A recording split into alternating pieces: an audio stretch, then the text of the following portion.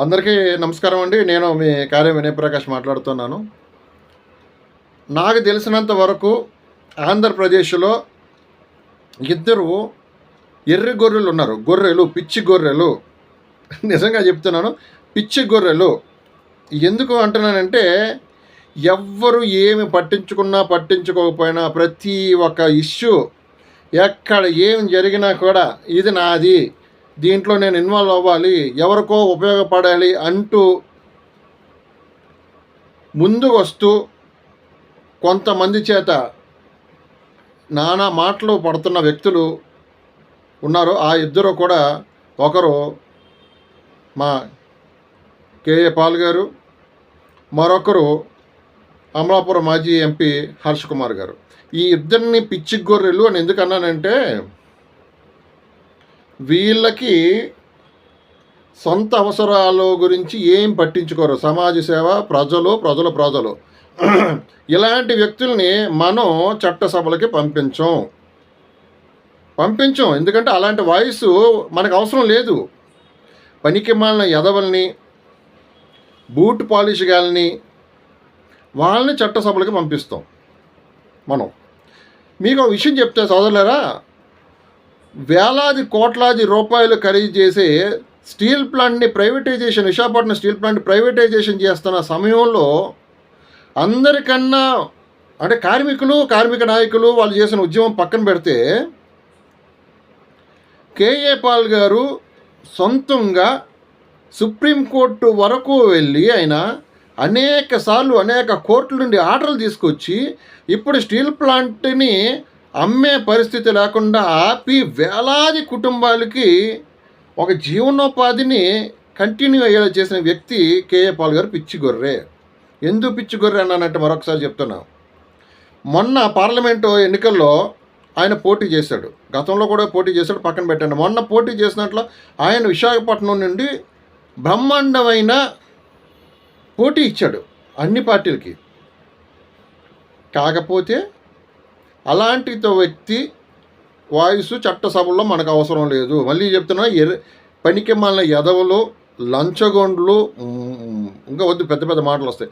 అలాంటి వాళ్ళని మనం పంపిస్తాం తప్ప సమాజం కోసం, ప్రజల కోసం పనిచేస్తూ వాయిస్ ఇస్తూ ఉండే కేఏ పాల్ లాంటి వ్యక్తులు మనకి అవసరం లేదు. కానీ పిచ్చి గొర్రెలాగా అందరూ నా మనుషులే, అందరికీ నేను సాయం చేయాలి, అందరి అవసరాలు నేను తీర్చాలి, అందరి సమస్యలు నేనే తీర్చాలి అంటూ కోర్టులు ఏమండి, హైకోర్టులు, సుప్రీంకోర్టులకి వెళ్ళి కేసులు వేయాలంటే ఎంతెంత డబ్బులు, ఎన్ని లక్షల రూపాయలు అవుతాయి, ఎన్ని వేల రూపాయలు ఖర్చులు అవుతాయి, ఎంత టైం వేస్ట్ అవుతుంది. అయినా కూడా ఆయన ఎలా చేయగలుగుతున్నాడు? ఎందుకు చేస్తున్నాడు? ఆయనకు అవసరమా? అమెరికాలో పోయి ఆయన కుటుంబంతో చక్కగా ఉంటూ ఆయన ఒక మెసేజ్ ఇస్తే చర్చిలో లక్షలాది రూపాయలు ఆయనకి ఇస్తారు. అవన్నీ వదులుకొని ఎందుకు చేస్తున్నాడు? సమాజం కోసం చేస్తున్నాడు. అలాంటి వ్యక్తి వద్దు. ఇక మా అన్నగారు హర్ష్ కుమార్ గారు 10 సంవత్సరాలు ఆయన ఎంపీగా చేసి, స్టేటు విభజన జరిగినప్పుడు అందరికన్నా ముందుగా రాజీనామా చేసిన ఎంపీల్లో ఈయన కిరణ్ కుమార్ రెడ్డి గారు. అప్పటి నుండి అనేకమైన తప్పుడు కేసుల్లో ఈయన హర్ష కుమార్ గారిని అరెస్ట్ చేయడం, తప్పుడు వందలాది కేసులు ఆయన మీద పెట్టడం, ఆయన్ని హెరాస్మెంట్ చేయడం. నిన్నగాక మొన్న పాస్టర్ గారి ఇష్యూలో కూడా ఆయనకు నోటీసులు ఇవ్వటం, ఆయన హెరాస్మెంట్ చేయడం జరిగింది. అలాంటి వ్యక్తుల్ని చట్టసభలకు మళ్ళీ మనం పంపించాం. చేస్తాడు. ఆయన కూడా పిచ్చి గొర్రె. ఎందుకంటే సమాజం, ప్రజలు ఎవరికి ఏం ఉపయోగపడాలి అది తప్ప ఆయన గురించి ఆలోచించడు. ఏమండి, వాళ్ళ చిన్నబ్బాయి మొన్న ఎమ్మెల్సీ ఎలక్షన్లో పోటీ చేశాడు. ఆయనను ఎవరైనా గెలిపించుకోగలిగామా? చదువుకున్న వ్యక్తి, తెలివైనోడు, మేధావి. అలాంటి వ్యక్తిని మనం గెలిపించుకోలేము. ఎందుకంటే అలాంటి వాయిస్లు మనకు చట్టసభలో అవసరం లేదు. మళ్ళీ ఇంత కేఏ పాల్ గారికి సంబంధించిన విషయంలో చెప్పినట్టే వెధవల్ని, ఏమంటే ఇన్ని ఇష్యూస్ జరుగుతూ ఉన్నాయి. గతంలో వైసీపీ గవర్నమెంట్లో సుమారు కొన్ని వందల మంది దళితులకి, బహుజనులకి అన్యాయాలు జరిగితే అడిగిన ఒక్క వెధవ ఉన్నాడండి ఎవడైనా?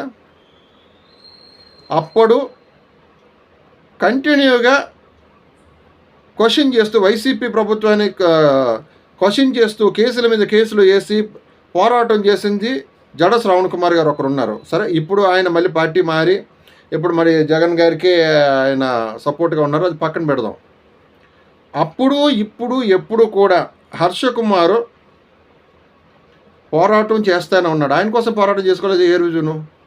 అలాంటి వ్యక్తులు కానీ అలాంటి వ్యక్తుల తరగతి కుటుంబ వ్యక్తులను కానీ మనం చట్టసభలకు పంపించాం. అందుకే ప్రజలు కానీ ప్రభుత్వాలు కానీ ఎంత హెరాస్మెంట్ చేస్తున్నా, మీడియా ఛానళ్ళు ఎంత వీళ్ళని నెగిటివ్గా మాట్లాడుతున్నా కూడా వీళ్ళు సొసైటీ కోసం, సమాజం కోసం, ప్రజల కోసం, నా జాతి అంటూ వీళ్ళు కోర్టుల చుట్టూ తిరుగుతూ క్వశ్చన్ చేస్తూ ఉన్నారు. కాబట్టి నిజంగా పిచ్చిగొర్రెలు, ఇలాంటి పిచ్చిగొర్రెల్ని మనం చట్టసభలకు పంపించాం. సో సార్ కేపాల్ గారు, మీరంటే నాకు అభిమానం ఉంది. నేను ఎంతో కాలం మీతో పాటు నేను కలిసి నడిచాను. మీ ఆశీర్వాదాలు తీసుకున్నాను. నా కుటుంబం మొత్తం కూడా మీ ఆశీర్వాదాలు తీసుకున్నాము. సార్, మీరేంటి అన్నది ప్రపంచానికి తెలుసు. మీ తాలూకా తెలివి, ధైర్యం ఏంటనేది ప్రపంచానికి తెలుసు. ఆగకండి సార్, మీరు ప్రయాణం చేస్తూ ఉండండి, పోరాటం చేయండి. అన్నా హర్షకుమార్ గారు, అన్న మీరు ఎన్ని వందల మందికి, వేల మందికి ఉపయోగపడుతున్నారో ఆ విషయం అందరికీ తెలుసు. కొంతమంది నెగిటివ్ టాకింగ్ చేస్తారు, ప్రతి వాడు అందరికీ అలవాటే. ఒకడికి మంచి చేసామంటే 10 మందికి చెడ్డ అవుతాం. కాబట్టి ఏమి పట్టించుకోకుండా మీ పోరాటం సాధించండి, పోరాటం చెయ్యండి. మీతో పాటు లక్షలాది మంది ఉన్నారు కాబట్టి మీ పోరాటం మీరు చేయండి. నన్ను క్షమించండి, మిమ్మల్ని మీ ఇద్దరిని కూడా పిచ్చిగొర్రెలను ఎందుకన్నానంటే, నిజంగా మీరు ఇతరుల గురించి పట్టించుకోకుండా పిచ్చోళ్ళగా మీరు సొసైటీ కోసం పనిచేస్తారు కాబట్టి అన్నాను, ఏమనుకోకండి. నమస్కారం, మీ కార్యం వినయ్ ప్రకాష్.